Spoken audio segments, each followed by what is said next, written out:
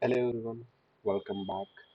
In this video, we are going to learn the dot format method in Python. The format method allows us to insert values into a string dynamically.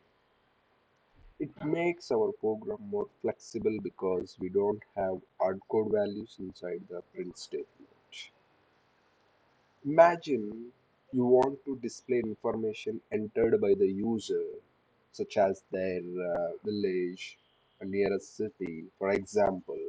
So instead of writing fixed text, we can use the placeholders, um, curly braces, and fill them with user input using the dot format method.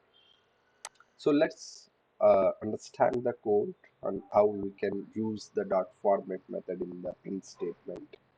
And this is the line. We can use or provide some comments in the Python by using this syntax.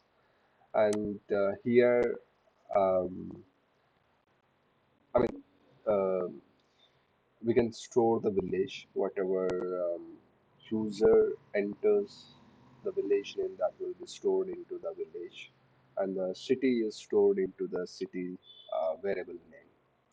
And here in the print statement, I have used the two curly braces, and the first pair of the curly brace is replaced with the village, and the second pair of the curly brace is replaced with the city.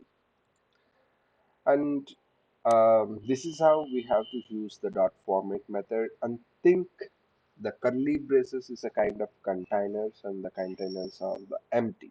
And whatever's the values that we pass inside the format, dot format, and those values are replaced into these containers or the curly braces in the order which we provide in the format.